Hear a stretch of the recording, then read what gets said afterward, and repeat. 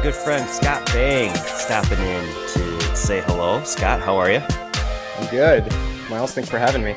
Yeah, of course. So Scott and we met each other when I lived in Seattle. We worked at the same company. We started around the same time, and then we kind of became some pretty good friends, bonded over golf, living in Ballard and Seattle and just having a good time. So it's fun to talk to you, man. We've never really gotten in depth about religion or spirituality, so I'm pumped to talk about this. But how's life been since post COVID? I feel like I left in the middle of the night one night in Seattle, and then we just never really got to get closure. You did. That's absolutely true. You're like the Baltimore Colts who just left in the middle of the night to go to Indianapolis. But first and foremost, before I get into that, congrats on doing this podcast, man. Really Thanks, cool man. that you're putting yourself out there and doing it. I remember the first time I met you, I definitely thought to myself, this guy for sure has a face for podcasts. So it's great to see that thought come to fruition here. So good stuff there. But yeah, What a great post-COVID call. life has been great. Focused on family. I have two kiddos now, a 2.5-year-old named Bennett, 9-month-old Spencer, and obviously Jen. Things are going great there. So shout out to the Bang family there. But work and family, that's pretty much it right now. Right on. Yeah, it's crazy to think about when we first met that you'd be siring two kids within just 3 or 4 years. That guy is just so grown up. That little guy running around the company that we worked Yeah. at, just bright eyed and bushy tailed, and now you got two kids. That's I crazy. know. It's wild. It's wild, man. Time is crazy. It is. It is. Well, again, thanks for doing this. Like I said, this is a little bit of a unique conversation because we just don't have the background in terms of talking about this sort of stuff. We just never really got there. So I think the first question I have for you is like, what do you believe right now? Like, where are you at with your faith and spirituality and all that good stuff? Yeah. That's a good question. Like, I think the title of this podcast, I believe, is "Find My Religion," and I think I should start off by saying that I am not a religious person in any way, shape, or form. Mhm. To me, religion and faith have absolutely zero connection to one another. One doesn't lead to the other. It's not a chicken or the egg type situation. Like, there are two completely separate things. Um, I would say as I've gotten older, my definition and belief of what religion is and what my faith is have gotten more intense through just overall life experiences and what I'm seeing kind of happening in the world, I guess. Um, so it's an ever changing thing of what religion and faith mean to me. But, for me, I think faith is something, I believe the definition of faith is one's complete confidence and belief in something or someone. And for me, that faith has always been incredibly strong with my family. Mhm. I grew up in, thinking back at it now as I'm starting my own family, I realize how fortunate I was to grow up in an incredibly strong family unit. I have parents that love one another and were supportive of one another and they were proud of their kids.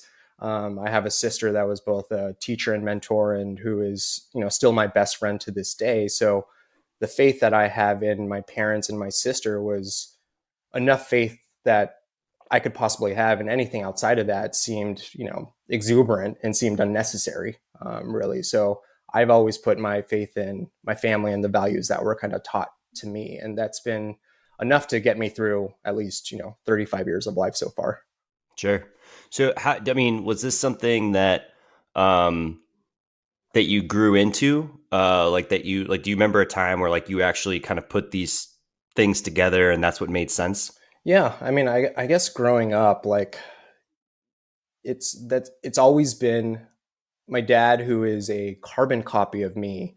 Some would say that I'm a pretty intense person, but I'm like the light, the Bud Light version to his Bud Heavy for sure. Yeah. I mean, I played flag football with you. I see that competitiveness. Yeah, I mean, that was the greatest athletic achievement of my life, but neither here nor there. But, as far as, my dad always taught us that it's family first, no matter what. He didn't grow up in a necessarily religious household. So again, his values, his understanding of right and wrong came from, my grandparents, his parents. And something that my dad had instilled in both my sister and I at, an incredibly young age was this understanding or this belief or this value of what you do when people are watching doesn't matter. Who you really are is defined by how you act when people aren't looking at you or when Mm, people aren't watching. And that has basically defined every aspect of everything in my life. It has instilled in me this incredibly intense sense of right and wrong.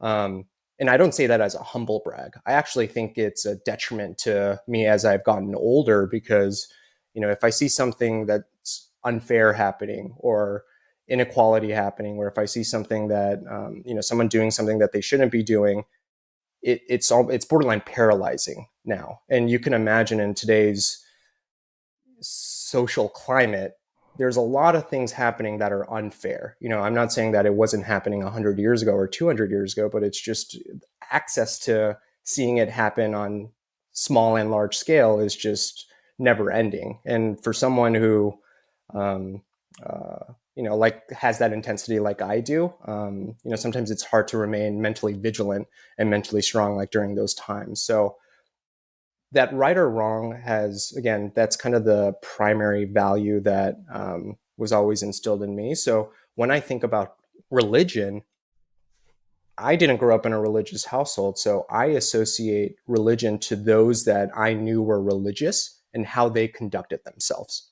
and that's my interpretation of religion. For those that I know go to church on Sundays, or say grace before dinner, or talk about God, or whatever it might be, talk about the teachings, gospels, or whatever. They can say all that stuff, but I also know how they act when people aren't watching. And for me, it's really hard to separate those two. If I hmm see a religious person or someone that goes to church or is passionate about their faith in God, um, doing things that are borderline unsavory or something that I know is contrary to what God would teach. For me, that's a data point for me of being like, oh, that's religion. That's kind of what a potential, religion is potentially just a thing out there that's a comfort blanket, but it's not really driving people to behave the right way when, again, people aren't watching. Sure, that makes sense. So, as I mentioned, you live in Seattle. I think you spent your whole life there, correct? You went to high school, Yep. grew up there, all that stuff. What's the climate like growing up in Seattle from a religious perspective? Did you have friends that were going to church? Did you have friends that were part of, you know, even other? When I say church, in my mind, just because of my bias, goes to Christianity first and forefront. But Seattle's a very diverse place. Like, what was it like having friends around and growing up? Yeah, Seattle's a melting pot of cultures. I would say, definitely say religion was never at the forefront. I hmm went to public schools. A lot of my friends didn't go to church on Sundays. If they did, I had no idea about it. All my closest friends now are kids that I grew up with through middle school, high school, college. Um, I don't think anyone went to church consistently, nor do they go to church right now. So my exposure to kind of religion and church is that, I'm Korean. So, much like a lot of the other Korean kids that are in the greater Seattle area, I'm first generation Korean. And our parents immigrated to the US anywhere between probably 1970s to 1990s. Um, and with that, what church became was more of a place to build community with other Koreans. And for people to meet other Koreans and build out your network, and just have, again, that sense of community in a place that you've immigrated to. So religion never, and the church never really became, oh, how do you get closer to God? It more so became, have you met this person there? Do you guys golf together? What do you guys do on weekends together? It was more of a social hangout place and more of a quote unquote be seen type of hmm atmosphere, rather than a place to really understand and delve into your own faith. Got it. So, I mean, as a kid, that's just such a different thing than what I grew up in, where we went to church every single Sunday. Um, and I think for me to hear somebody that it's not even on, it sounds like it wasn't even on your radar. That this idea of going to church, or being Jewish or being Christian, being Muslim, it just wasn't there because you had the culture kind of instilled by you from your dad. For Correct. sure.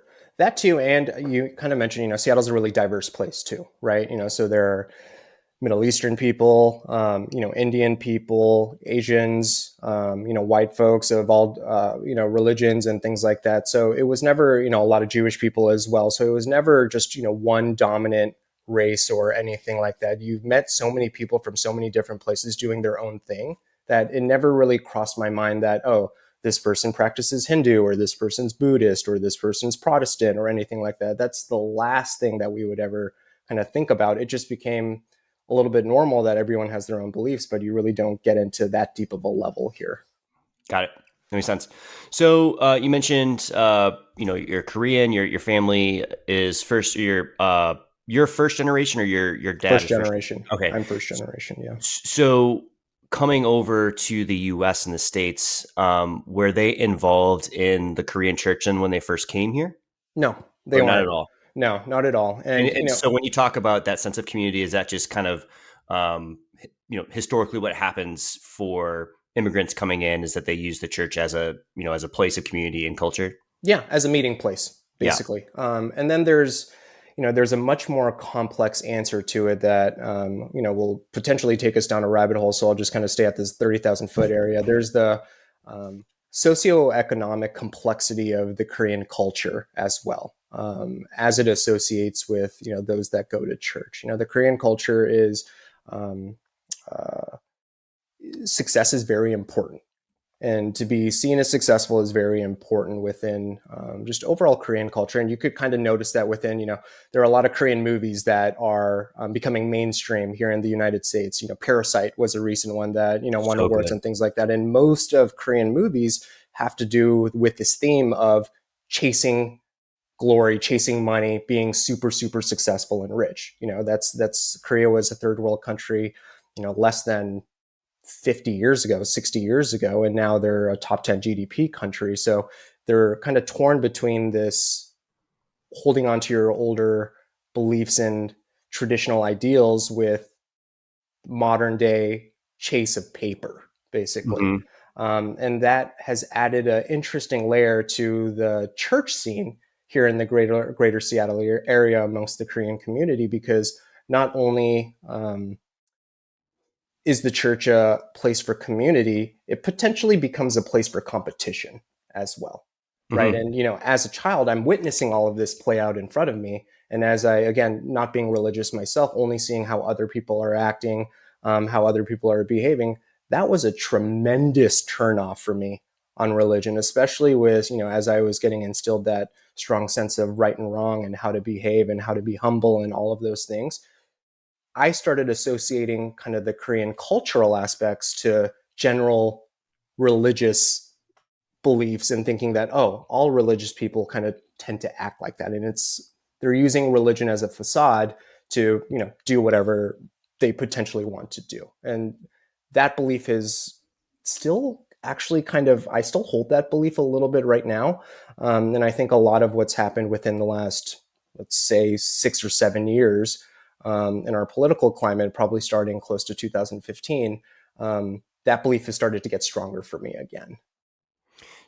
So I hear a theme of not necessarily anger is not the right word, but skepticism around church. I think that's a fair word for you, and it doesn't seem like you see a lot of good in it or positive qualities for religion. Yeah, I mean, is that for, like, when you come to terms with that and you know that, like, I'm not religious.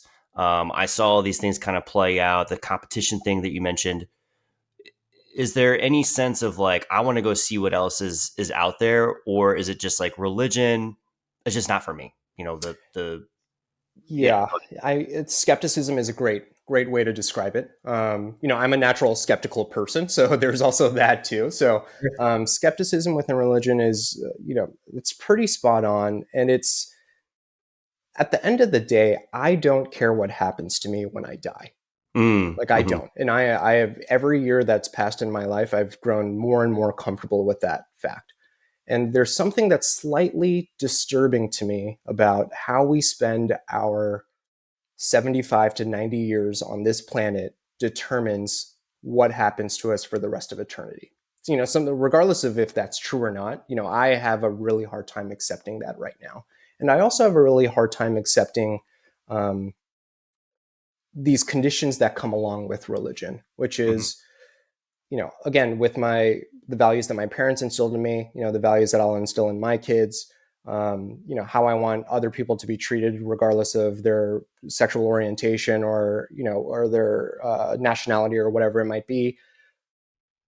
I just want to be a good person and I want to do good things in this world and leave a good mark. But to know that that's not good enough because I don't believe in uh, being or this individual or whatever it might be. And I might spend the rest of eternity in damnation because I don't believe in this one individual, no matter what I do as a person on this planet, no matter how much I donate, whether it's money or time to various causes or whatever it might be. That's immensely frustrating for me. So just to start from that foundation, I would say the skepticism is pretty fair, as I've gotten older. Sure. Has, growing up in a place like Seattle, you weren't the only Asian person around. I'm For assuming sure. that you had a lot of a sense of community from that perspective. But was there ever a sense of, you know, am I even going to, even if I was curious about it, like, would I even be accepted because of the way that I look? Was that ever a part of it, or was it not even something you'd think about? Yeah, no. We had, the high school I went to was 38% Asian kids. So That's wild. We had one in my entire grade. totally, yep, totally. So, it's, it explains a lot of kind of, what's happening in our country right now, where there is more diversity, just more different things that are odd to other people are normal. They become the Mhm. norm and you don't really question it. So for me, I didn't really think of myself as different.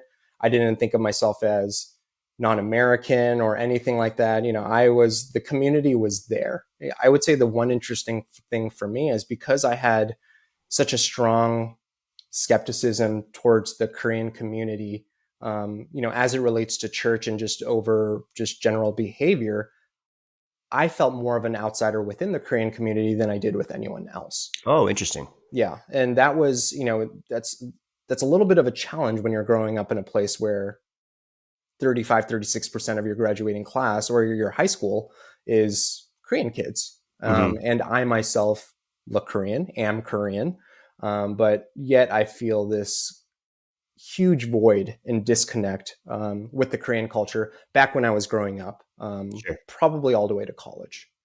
Is that still there for you? It's not. And, one huge thing that happened in my life that's positive is, I met my wife, Jen. Um, Jen is from Texas. She is from the Dallas Fort Worth area, spent her entire life in Texas. The first time, and hopefully this doesn't take us in a completely wild direction, but the Nope. This is great. first time I met Jen's parents was probably around 2013 or 2014. And mind you, by this time, I never knew I was Korean American. In my mind, I was American. I never thought of myself as a Korean person. I bled red, white, and blue. If there was a draft, I would serve for America, no questions asked. I was all about it. But the first time I went to Texas, we were there for a week. I didn't see another Asian person that entire week. And that is the first time in my life where I felt different. Hmm.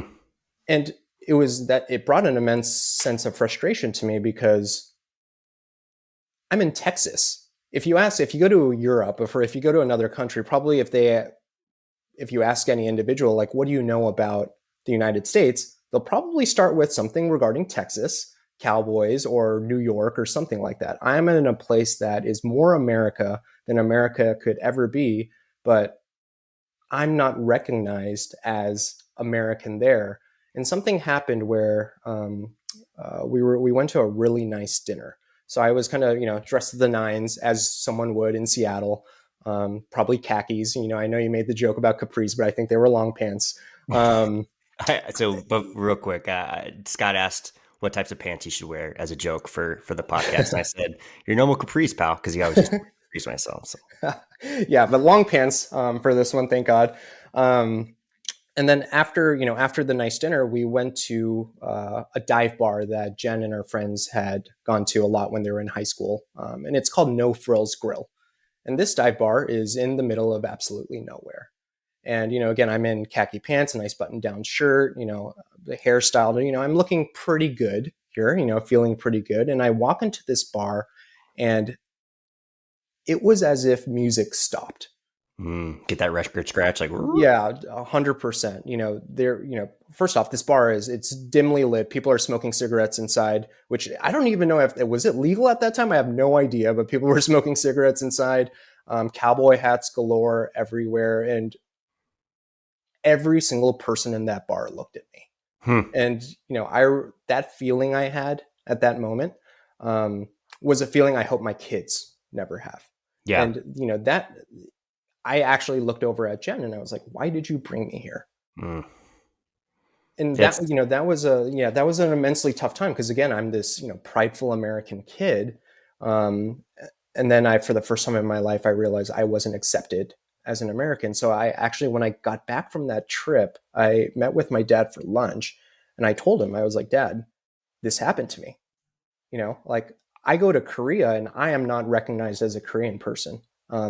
Something about the way I make eye contact with people, about the way I walk. I have a slight accent, American accent when I'm speaking Korean. So Koreans already know that I'm not true Korean within the first 5 seconds of seeing me. I've probably been called a banana, which is, white on the inside, yellow on the outside, more than 100 times in my life, mainly by Korean people. Um, but that never really bothered me because I always saw myself as an American. I actually wore it as a badge of honor. But to be in Texas and not be recognized and be seen as different, like that impacted me deeply. So I asked my dad, "What am I?" I literally asked him, like, "I'm not accepted by Americans. I'm not accepted by Koreans. Like, what am I?" And the answer he said to me was simple, and all he said to me was, "That's not your responsibility to ask me. It's your responsibility to find out. hmm. You're first generation. You may never truly figure out who you are, but that's not your job. You just need to get really close so that your kids know who they are when they're born." Man, that is heavy. Every generation has to take one step for hopefully acceptance someday, and that is so heartbreaking that you can't just be. Um, and it's something that I'm sure millions of people in America do that are people of color. Like I've never had to deal with that. I'm gonna walk in anywhere and be looked at as a quote unquote American just because of the way that I look. And you Mm-hmm. know, part of the other frustrating thing about that story is that Texas is a very religious part of our country, It is. and to not like if we want to have a lot of churches, and it's not all Christians everywhere, but when you look at the whole, so if you look at an entire state, um, that's tough. That's tough when it's Yeah, supposedly part of the Bible Belt, and everybody is welcome, and for something like sure. that happens. And it was even more exasperated when I went to Texas the first time. And, I'm sure we'll talk about this, but Jen grew up incredibly religious. Hmm. My wife Jen, she went to like Christian private schools, all Yeah. throughout high school. Her parents are still deeply involved in the church. And when I went to Texas for the first time, I went to church with them on Sunday. And that was probably my, since I was 6 or 7 years old, the first time I've stepped inside a church. And I'll also never forget going into this church on Sunday. And, much like everything else in Texas, this church is enormous. It's a super mall, basically, Right. Right. and inside it's an auditorium with 500 people, and I'm the one non-white person there, at this church as well. And I remember kind of the pastor, I believe, the kind of the overall theme of the day, he was talking about the family unit, and I remember just being disgusted Hmm. listening to it. And he was talking about, the toxicity of outside ideas breaking into traditional family values and, things like that. And I was just like, this is, I started getting a little bit clammy and sweaty. And I've heard people tell me that before when they're at church. And that's kind of when they found, they felt that God was speaking to them, and they found their connection. I think I've heard that story no less than 5 times from various people that go to church or believe in God heavily now. But for me, it was completely opposite. I wanted to get out of there. I felt Right. more uncomfortable than I've ever had before. Wow, that's crazy. So is Jen then still religious, or like how does that work with your guys' Yes, relationship? Jen, it's, that's one of the obviously the heavier parts of our relationship, navigating what religion means to us, but more importantly, what religion will mean to our kids. Yeah. And again, religion is to me, it's a nothing word. It's an empty vessel of a word to me. Again, faith means everything, and what you put your faith into and what you put your faith towards. But religion, it's a dog and pony show to me. For Jen, of course, it's not, because again, it's something that she also grew up with every single day. Not just going to church on Sundays, but going to Bible study groups and this and that and things like that. So it played an enormous role in her life. So she still has religion that she describes as religion in her own way.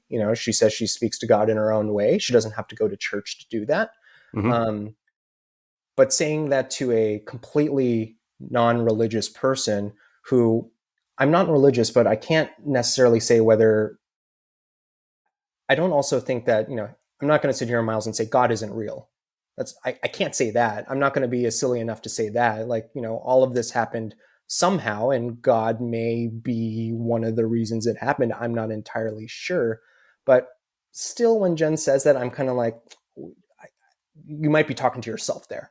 Just FYI, you might just be doing positive self talk to yourself, but having God be the other voice potentially. Sure. But we found our balance. We find our balance. I think she also has obviously why I married her. One of the great values she has is a great sense of right and wrong as well. So I think we've found a lot of common ground within that. And for Jen as well, kind of what's happened in the political spectrum here in the United States in the last 8 years has impacted her deeply as well, and how religion, unfortunately, has been used as a weapon in American politics, has impacted her deeply as well, and has kind of shaken up her beliefs. But her faith in God remains the same, but her belief in religion and church are now a lot different than they were before when she was growing up. Yeah. I mean, I think that's a pretty. I don't think that's a unique experience for Jen. I think a lot of people have had those types of conversations that are pretty uncomfortable because it's like I'm sure for Jen, like for me, it's like the core foundation of who you are until it isn't. For And, sure. you have to find that for yourself. So you mentioned, I want to go back to something that you mentioned faith and religion are not synonymous, and that you've put your faith in family. How so for people that are of faith of a religion, their guiding post is the works that are written. Pick one religion, and they all have them. There's something that they can look towards, that they're all striving to be for the good. How do you know what your good is? And the flip side, like how do you know what your evil or your bad is? Like how did you learn that, and how do you know that that is correct? Yeah. Before I get into that real quick, Miles, though, I have to always say kind of with what you mentioned, the written word, the what's been written. And dude, we can't even agree on things that were written a month ago. Right. We've gone to civil wars for things that were written 300 years ago or whatever it might be. Right. Like, to follow the written word that's been written, who knows how long ago, like that also, just from a common sense perspective, to me seems asinine. So let me Hmm. just throw that out there, just Sure. before I even answer your question. Yeah. um, by going on that rant, I kind of forgot what your original question was, so you want to you want to The help a first brother question out was, here. how dare you? Yeah, Um, totally. no, the question was, how do you know that you're right? I asked this to Yeah, people they'll believe in God and have a strong faith in Jesus or in Joseph Smith yeah, or and whoever it might be. And I think it's a fair question to ask to people that don't believe too. yeah. um, we know what's right. But how? We know what's right. There doesn't need to be a written word to tell you what's right or what's wrong. In every given situation, like, are you positively impacting someone else? Are you representing yourself, your family, um, in a positive manner? Are you paying it forward? Like, from a common sense perspective, like, if you need to go back to a book to know if you're doing something right or doing something wrong, that's what's really scary about religion to me, because it should just be something innately what's right or wrong. Like, so I'm doing a really poor job of describing like how, but I know because I'm not telling someone else how to live their lives. I know I'm accepting other people regardless of how they choose to live their life, as long as the way they're living their lives isn't negatively impacting other people, whether through physical harm or mental harm or whatever it might be, or taking advantage of other people. It's truly just about staying in your lane and helping other people in the opportunities you have to. Um, so I don't know what that means in a larger scale, what doing the right thing on a larger scale is versus doing the right thing on a smaller scale, whether it is, you're not littering or you're opening the door for someone or like something like that. I'm not sure how it shows up in different times, but all I know is we all know what's right or wrong. I think, again, the bigger question is kind of going back to what my dad said to me. It's about, do you do the right thing when no one's watching? Hmm. Yeah, I mean, I still wonder how we know. Like I think I agree with you. However, like I don't like. Well, let me ask you this: do you think that humans are innately good? No, I don't. So if the answer is no, and we have to just come into knowing what is good and bad, I don't see how everybody has the same shot at that, mm-hmm. because you have to have, like, for you, you had the Yeah, core of family, like you mentioned. yeah, This all goes back to family for yeah. you, faith in family, faith in the good. Mm-hmm. But I don't know if everybody has that chance. Yeah. But that's why the family unit is so important. Sure. That's why the parents are so monumentally important, more important than any religious text could be, because they're the ones that truly impact which direction their kids are going to go. And that obviously sets off the foundation that is what society is today. Everyone made decisions on how to raise their kids and so on and so forth for generations upon generations upon generations. So the right or wrong, I believe that's already been determined. Everyone knows what right is, everyone knows what wrong is. They might have strayed so far from it where they don't see the line anymore. They themselves have forgotten what right or wrong is, but the right or wrong is still the same for everyone across the board. um, the parent, like, you know the question of, is anyone born, is everyone, is are human beings innately good? I think human beings are nothing. They're not good, they're not bad, they're a blank canvas. Hmm. And their first 8 years of life are going to determine how they're going to act for the rest of their entire lives, and the parents play the role in that. So whatever the sense of right or wrong in the parents are, where they put their faith in, that's going to determine kind of what your kids are going to be like. That is interesting. Humans are canvas. I like that. I don't think I've ever heard it described that way, because and maybe that's the gray area. There's no good or bad.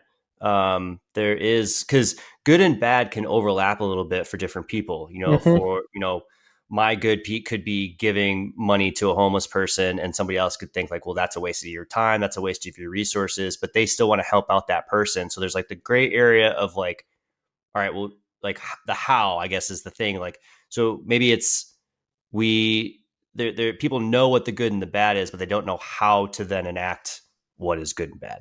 Does Yeah, that I make mean, yeah, I mean, it's a web, right? Like every good action leads to nine different actions that can happen from that could then be good or bad. But at the end of the day, I think it's just easy to compartmentalize and be like, is the good you're doing at the end of the day a net positive for one other person or a group of people, or are you a net negative to them. A net negative is trying to change the way they behave or change any aspect of their life. But when I say that, does that mean if someone's a drug abuser and you're trying to get them clean, does that change a negative change? No, that's a positive change. And we know that's a positive change. So I think it gets really complex when you think about every micro good and bad. Hmm. It's easier to think about it in a larger scale, because it's easier for us to, I believe, as a society, agree on kind of just bigger ideas like that rather than, kind of go through the checklist of, okay, did you open a door for someone? Yes. Okay. Did you, when you sat down, did you ever blame a fart on someone else? Oh, yes. Okay. You're a bad person. You could really go haywire here. It's like, you ever watch the show The Good Place? Yes. Yeah, yeah. So I liked how they had their system where it was like, well, you gave money to a homeless or a house person, that's 1,000 whatever, and Yeah, then you took money from a change jar without using or whatever, like the George Costanza thing, like taking his tip out of the totally. and like that's -50 or whatever it is. Like that makes sense to me. An empirical way to see like Yeah, what the afterlife is, if for there sure. is an That would afterlife. make life a lot easier, actually. That would Yeah, no simplify doubt. things for us. Yeah. No doubt. Okay, so not interested in religion at all from like a following perspective. Have you Yeah. been interested just from like a fact finding mission and understanding like what people believe and Yeah. like where that comes from? I have. And for me, it's more, I, I'm a peculiar person. I understand this about myself. Oh yeah. Every year, Oh yeah, you are. every year I'm a walking Dove commercial though. Super comfortable in my own skin. You know what I mean? It's so true. Um, God, I but love you. but Oh man. so for me, I I learn by observing. I don't. I learn by observing, but I learn by observing people do what I believe is wrong. So I learn by knowing what not to do rather than Hmm. learning what to do. So if I was, I always remember this thing about Russell Wilson. Which, Right. yeah, because if we're talking about religion, we have to talk about Russell Wilson. That's asinine not to. Oh But yeah, it's so true. but he doesn't look at bad highlights of himself.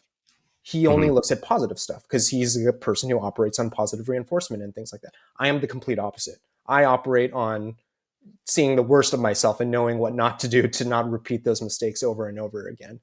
Um, so for me, I was on for the last like 3 4 years. Really, I've been on this search for why. Why are people religious? What got them there?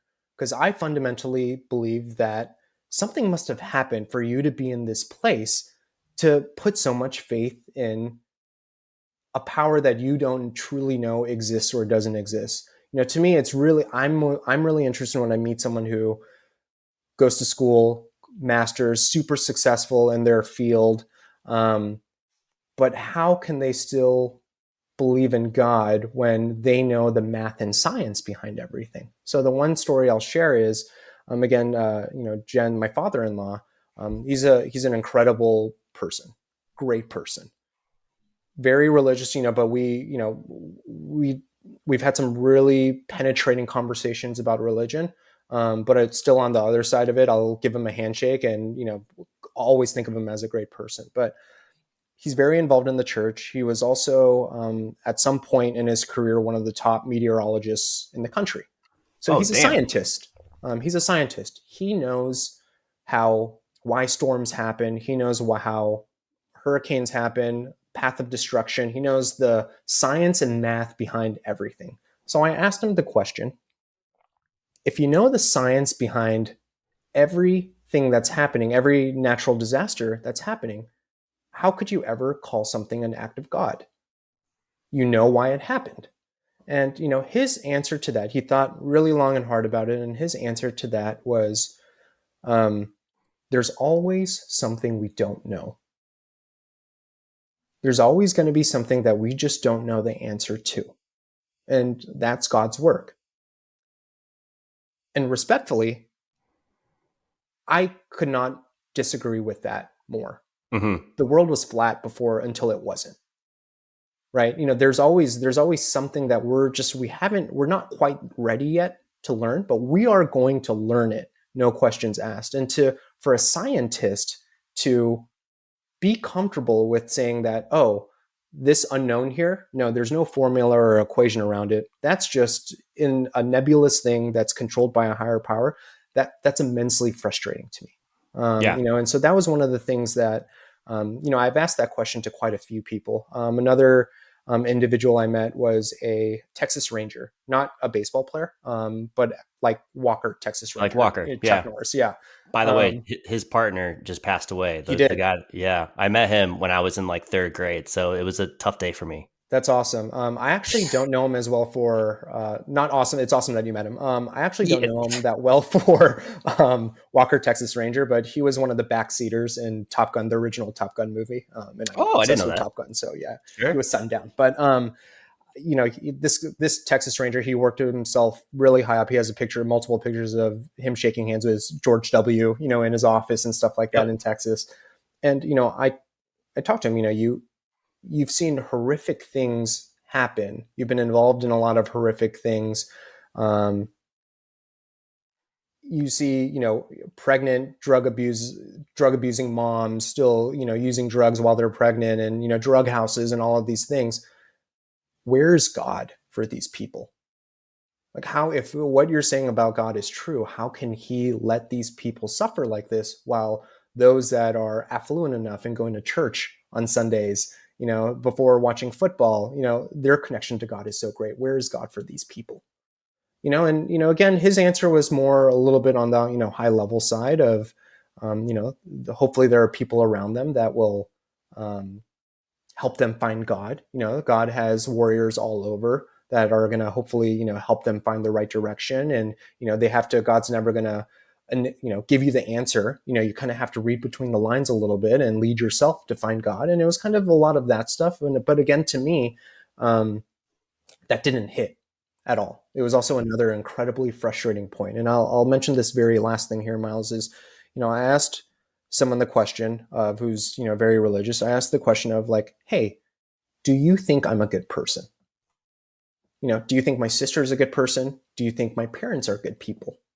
And they were like, yes, your parents are wonderful. They raised you well. They raised your sister well, all of this stuff. And my question to them is, if you know we're good people, how can you sit here in front of me and know that I'm going to burn in hell? Mm-hmm. And again, he thought really long and hard about it. And his answer to that question was, well, Scott, maybe I'm here because I can help you stop that from happening. Disgust. Yeah. The balls. Disgusted. Yeah.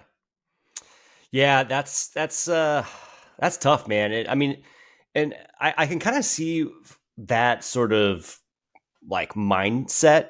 Um, I don't. This is might seem way out of left field, but I remember there was this episode of West Wing where someone's talking to Leo about like, you have to listen for God to speak to you, and he gives the example of a guy in a flood. He's praying to God, like, please let me get it out. A guy comes by in a rowboat and says, "Hey man, let me take you out." He goes, "No, I'm waiting for God. He's got me."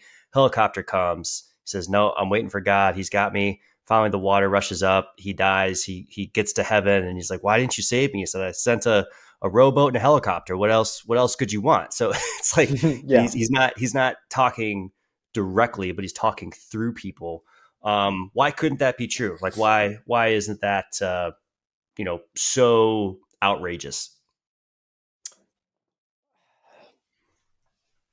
I don't know. It's just, for someone like, for me who I have the bias for action to, whatever happens in my life, I'm responsible for it. So if things aren't going well in my life, I'm not doing something right. I need to make better choices, whatever that might be. And if things are going well, like I'm doing something right, and I'm working really hard to earn those pieces. But I'm in control. You know, Again, I don't need a higher power. I don't need a belief in a higher power to have the confidence to do the right thing or have the confidence to make it through tough times. Again, I have my family for that.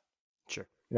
I don't know what my parents or sister could say to me that isn't good enough that God could potentially say to me outside of the one fact that the closer relationship I have with God, my soul is going to be salvaged for eternity. outside of that one piece. But at this point, it would be disingenuous of me to do that for that one point. And Sure. like I mentioned, like I don't want to, you know, who knows, maybe, and I'll end up eating my words here if, something crazy happens, or whatnot. Like I'll hold on to your ankles for dear life, and I'll, go up with you no matter what.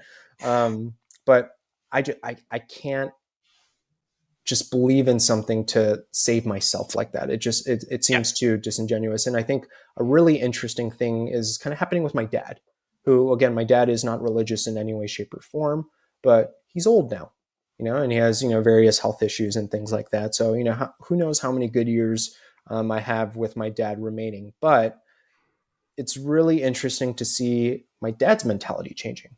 As he knows he's getting older, he's starting to wonder about what happens after death, and he's starting to think about, is this a time, I've kind of thought about, like, should I go to church, or should I start, building a community?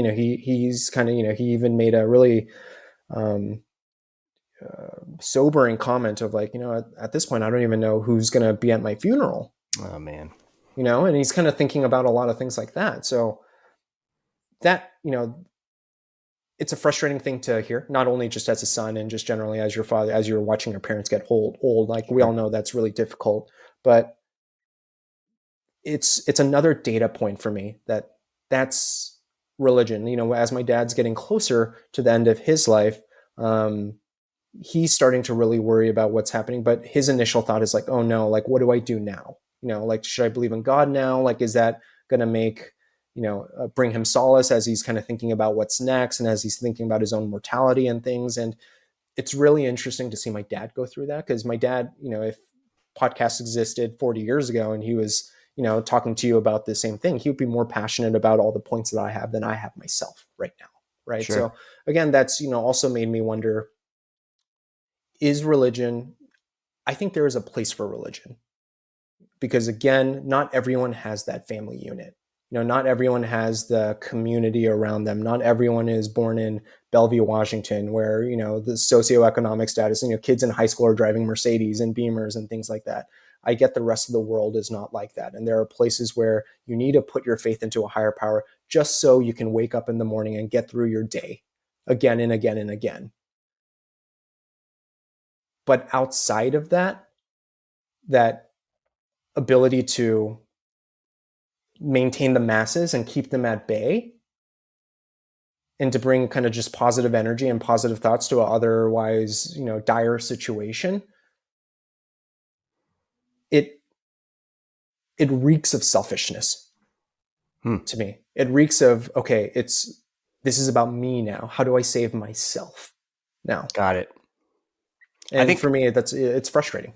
yeah, and I totally hear that, and I share a lot of these same questions. And you know, I think a lot of Christians would say, I'm thinking of my friend Lucas who came Mm-hmm. on Yeah, I heard his a podcast. couple weeks ago. Yeah, great guy. I think he would say that, you're not trying to save yourself. It's the sacrifice that, Jesus made for us, in some form or fashion. That would be the answer versus Yeah. like us taking that.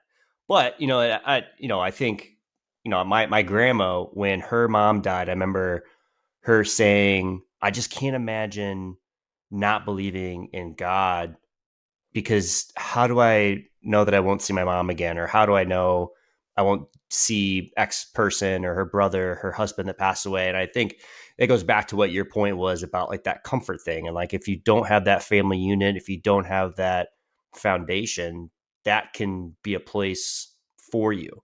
And so it sounds like Mm-hmm. for you, like, it's not, we've said a lot of things that bother us about religion, or bother you about religion and then the church, but it sounds like you don't have a totally negative view in the right context for church, whatever religion. Is that fair? Yeah. I see its purpose in society for sure, and I see its benefit, um, but I don't believe it as a means to salvation. Sure. Though, Yep. in any way, for anyone. across the board. I think that idea of salvation is really important. Um, but I, you know, again, it's always about, I don't want to not see this person again. It's about the afterlife at the end of Hmm. the day. And for me, it's, whatever behaviors I have now, whatever actions I take present day after we get off this call, and what I do afterwards, what I did yesterday, all of that is for right now, and not to put myself in a better position for the afterlife. Like, I am completely fine with what I have right now, and the soul that I have right now, and the consciousness I have right now, and the relationships and experiences that I have right now. Like, I don't need to think about what happens after I die. I'm focused on the here and now, and just that. And the only thing I care about happening after I die is that my kids are in a better place. We've taken one step back as a society, and then hopefully by the time I die, two steps forward. And Bennett and Spencer will have a much more stronger sense of who they are as individuals. They'll have a stronger sense of what equality is, how to treat other people. A lot of the things, whether it's sexual orientation, interracial marriages, or whatever it might be that are hot button issues now, hopefully by the time I'm gone, and they're this at my age right now, they're not even talking points, because they're norms, right? That's the only thing I care about. And hopefully the actions that I drive lead to that for them. That's the only thing I care about my afterlife. But outside of that, I could care less. And I see a theme from what you talked about earlier in this episode of your dad saying that you just have to make sure that the next generation is better. Yeah, I still like, it just sounds like the fact that your dad is an immigrant to this country is a huge, huge part of not just your everyday life, but also your spirituality and your faith, and carrying that on with your kids. I mean, that's fascinating. And such a unique perspective. I think people get there, but that might not be immigrants or have parents that are immigrants. But I think because you do, it's such a, like, you can see like what your dad said to you, what you've said to me, and what you're going to pass on to Spencer and Bennett. I think that's really, yeah, really cool. yeah. And it's things that supersede religion. Sure. Although arguably nothing supersedes religion. But Korea used to be, before the Korean War, it used to be, I think, like 98+%. Don't quote me on that. I'll just say 90+% to be safe, Buddhist. But after the Korean War, it became predominantly Christian, Hmm. due to missionaries going over, American missionaries going over during that time. So, their religion just switched that easily, because of the stories Christian could tell, or the beliefs that Christians had, and so on and so forth. And it just seems a little bit, the religion part seems a little too fickle, Sure. too easily influenced one way or another. But again, the faith piece, uh, that doesn't change. That's really important, and I think that's, as long as our faiths are in the right thing, and in the right context, I think that's enough. That's fair. One final question for you. So, I think you had mentioned the fact that, like, there could be a God. Um, have you shut the door on that question? Is there a God? Where do we come from? That sort of thing. Yeah, Or are you still focused on, like, this earthly being and taking care of what is in front of you, which is your family? yeah. No, it's something, it's been tossed on the back burner a little bit, Sure. because whether there is a God or not, I realize for me it doesn't impact my life at the Hmm. end of the day. I'm That's going to live my interesting life the because exact same way regardless. a lot of people, Um, it's like such a personal relationship. And yeah, for you to not even like have that be a personal relationship, God is a distant thing that could be a part of the universe, but it's not going to impact you directly. yeah. And I do fully understand that, if we somehow tomorrow found out that there is no God, um, we would see some sense of the apocalypse happening here in the world, where people would revolt. God might be the one thing holding people from turning on each other 100%. So something like that exists. But for me, it's, even at the end of the day, if there is a God, um, it doesn't seem like God cares about the day to day. God does not even care about the generation to generation. God cares about potentially maybe things in 500-year blocks or 1,000-year blocks. Like, I'm not entirely sure, but I sure as hell know that God doesn't care about what's happening this minute or the next minute or whatnot. That's still up to us, each and every one of us. Living out all of these micro steps, like, we as people still need to live out those steps, and God's not involved in those. We're still driving those actions.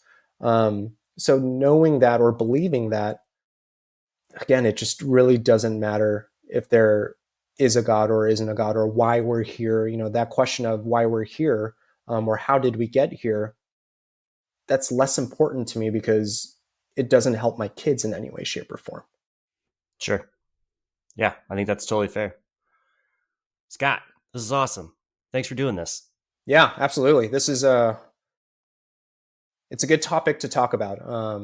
Hopefully, for those that are out there, all of your international listeners, those in South America and Europe and stuff like Yeah. that. But Yeah, we're all over. yeah, I mean, I have the utmost amount of respect for anyone that does anything, as long as they're good people. I think at the end of the day, I don't associate religion with being a bad person in any way, shape, or form. I feel like I'm a modern day individual when it comes to, I'm a TikTok religious person, basically. So modern day society has impacted my views on religion greatly. And unfortunately, I think it'll be really hard for the younger generation now. I don't know what the next generation called, whatever kids are in high school right now, like, they're going through it even more. And as we try to figure out how to progress society, at least here in the United States, and think about high school kids, middle school, elementary school kids, Bennett's age, my kids, so on and so forth, and how to improve their lives. When I ask that question, to me, God isn't the answer to that question on what we're dealing with, again, on a day-to-day level, week to week, month to month, year to year. The Gospels of God don't answer the troubles we have at our doorstep right now. So again, while I respect the concept, it's not doing what's needed to make sure our kids are living in an environment that we want our kids to live in. And if that's not the case, then whether there is an afterlife or not, like, we are in our own hell, in my opinion. Yeah. Oh man, that's hilarious. I don't know why I found that funny. Yeah, We're in our own hell. I'll put it in the bank. I'll put it in the bank. Yeah. Oh man, no, you're right though. It's an important conversation. This has been such a fun journey, and like I said, just for example, you and me have never had this type of in-depth. We've talked about race and things like that, but we've never talked about religion. And so I think this is always fun just to talk to people about it. So again, I just appreciate the time. I know you're busy. 2 kids, man. Wow. Yeah, thanks for giving me this. No, this is, my kids are pounding at the door right now, and I'm telling them they're busy. I'm too busy doing this. Everyone's got to make their own decisions. You know what I mean? Thanks for having me, Miles. Yeah, no doubt, man. Yeah, appreciate it. All the best to the kiddos and to Jen. All right, man. See you, pal.